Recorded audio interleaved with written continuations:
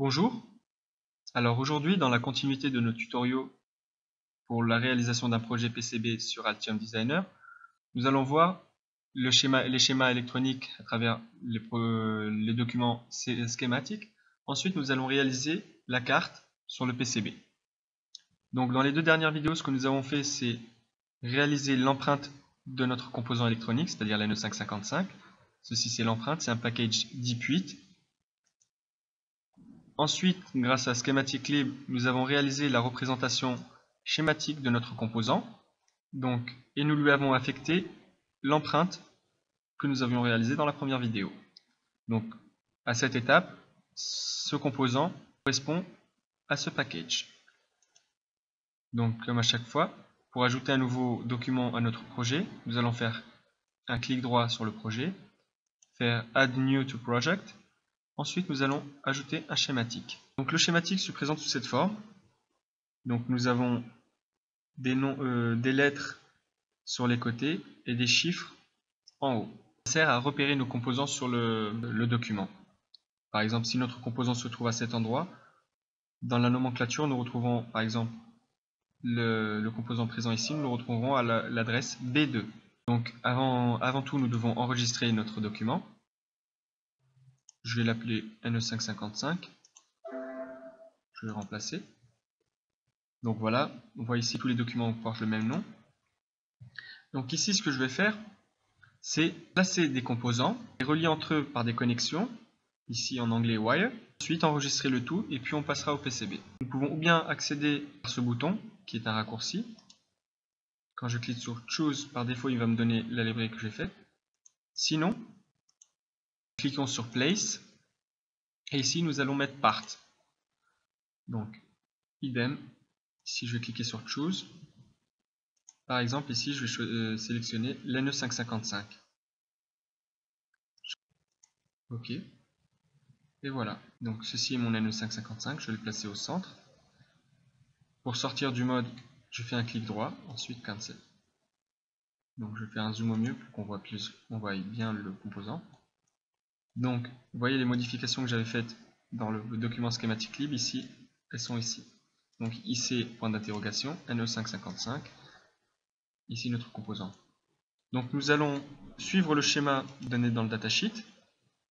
Donc ici, qu'est-ce que j'ai? J'ai trois résistances, RL, RA, RB, deux condensateurs, C,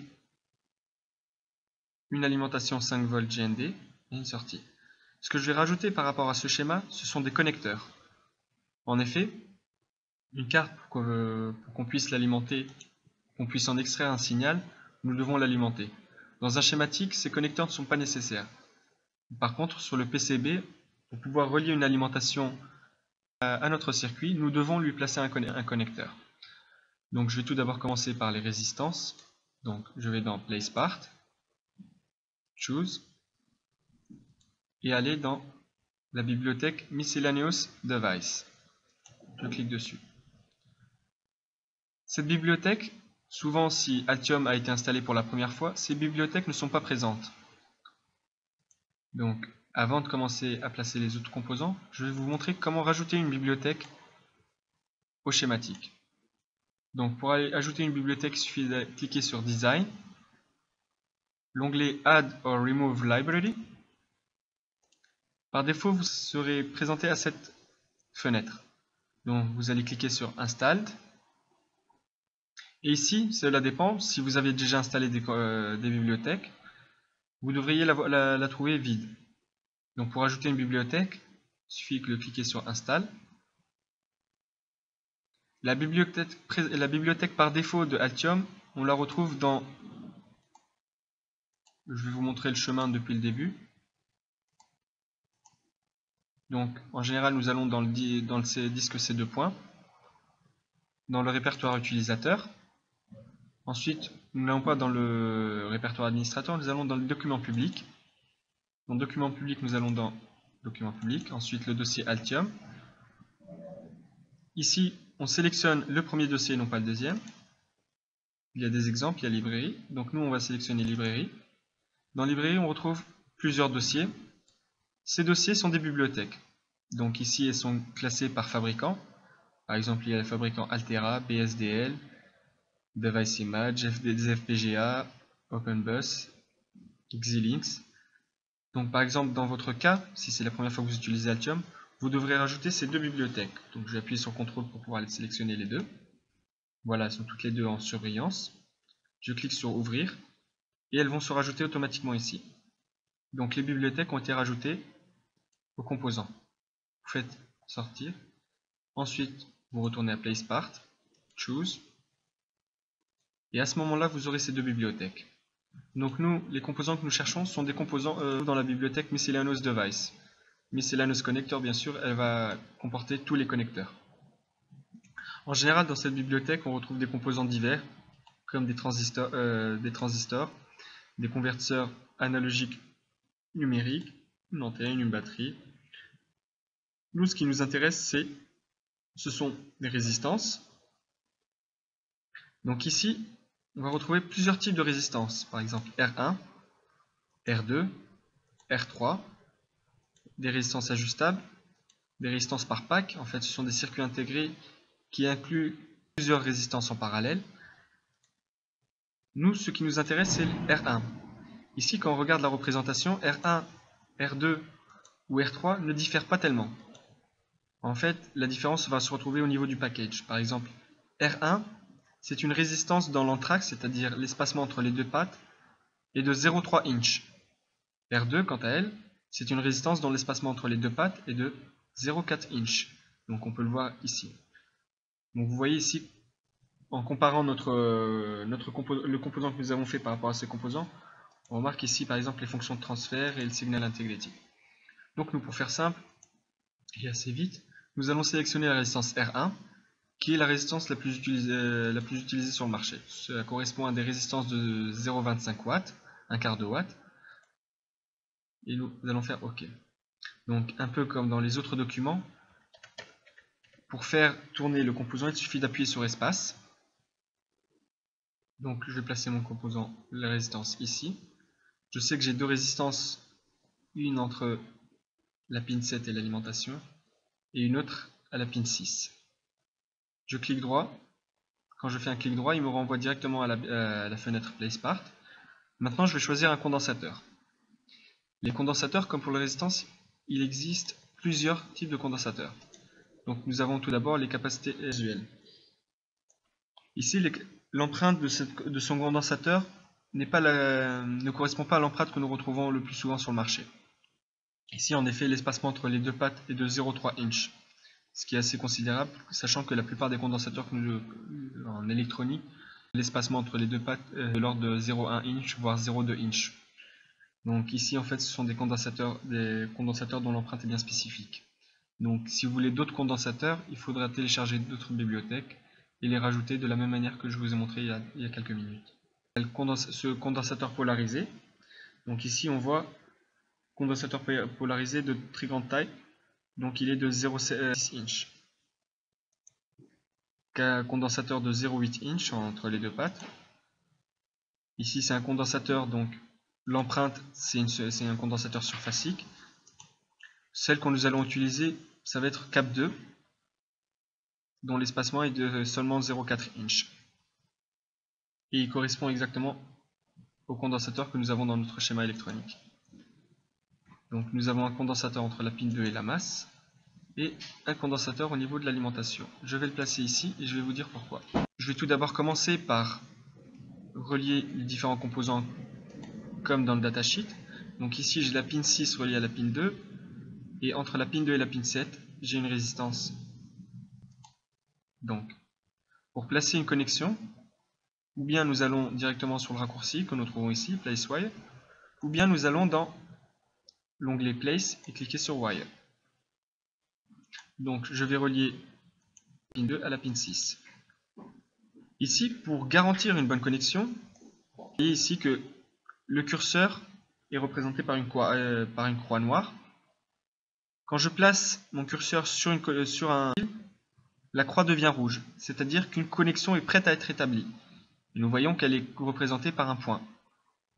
Par exemple, ici, quand je me mets au point de connexion du relais résistance, une croix rouge apparaît.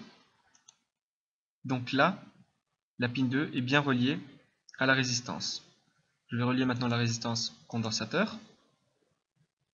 Je vais relier la pin 7 à cette résistance à cette résistance. Pardon, je vais dézoomer pour que ce soit plus clair. Ensuite, comme dans le datasheet, je vais relier la pin 8 à la résistance RL qui sera reliée à la sortie. Donc, je vais faire exactement comme dans le datasheet, c'est-à-dire laisser cette pin à l'air libre. Ici, j'ai la pin reset qui est reliée à l'alimentation. Donc, c'est au niveau-là. Ensuite, il ne nous manque plus qu'à rajouter la masse et les VCC. Pour cela, nous avons un petit raccourci ici, donc VCC GND, mais on les retrouve aussi dans Place. Donc il y a les Power. Ok. Donc je vais les placer non pas sur le schéma que je viens de réaliser, mais à ce niveau-là. Je vais déplacer ces deux composants un peu plus haut. Et je vais placer une masse. Je vais vous expliquer plus tard pourquoi j'ai fait cela. Donc je relie GND à la masse, ce condensateur à la masse. Donc ce circuit est incomplet. En effet, ici nous avons seulement représenté le VCC, comment il est relié. Pardon, j'ai oublié de relier cette pin au VCC. Donc vous voyez, quand je déplace le VCC, la croix rouge apparaît à ce niveau-là. Donc là, le VCC est bien connecté à ce réseau de connexion. Ce qui nous manque maintenant dans notre schéma, ça va être les connexions avec l'environnement du composant, c'est-à-dire ce qui ne fait pas partie de la carte.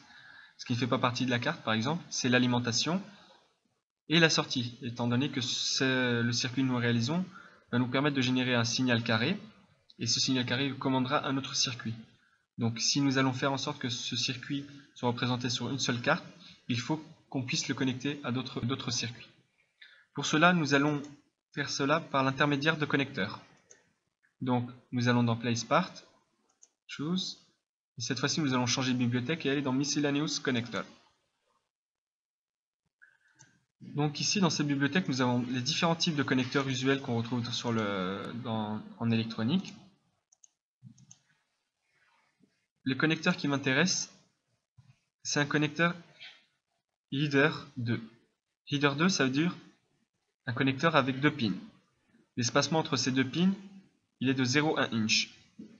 Ici, nous avons deux Header 2. Donc, il y a Header 2 normal. Il y a le Header 2 noté H. Le H fait référence à horizontal. En effet, les pins peuvent être perpendiculaires à la carte ou bien peuvent être parallèles à la carte. C'est-à-dire que nous voyons ici, dans la représentation schématique, dans la représentation de l'empreinte, nous avons les deux pins qui seront soudés et ici les deux pattes qui dépasseront. Donc l'un ou l'autre, ça revient au même. Je vais prendre celui-là par exemple. Ok. Et je vais les placer dans mon circuit. Donc ici, je vais mettre un connecteur pour la sortie et un connecteur pour l'alimentation. Voilà. Ici, vous remarquerez que je n'ai pas relié les deux VCC. En effet, ce sont des terminaux de puissance. C'est-à-dire quoi? En nommant ces deux terminaux de la même manière, ils sont reliés. Si par exemple, je voulais changer de nom, par exemple, je fais un double clic, et au lieu de VCC, je vais mettre 5 volts. 5V. Dans ce cas-là, cette partie du circuit n'est pas reliée à celle-là. Pour qu'elle soit reliée, il faut que je les modifie et que je les nomme de la même manière. Donc ici, 5V. Maintenant, ces deux portions du circuit sont reliées. Ce que je vais faire maintenant, c'est, et le GND aussi bien sûr, il est relié partout. Ce que je vais faire maintenant, c'est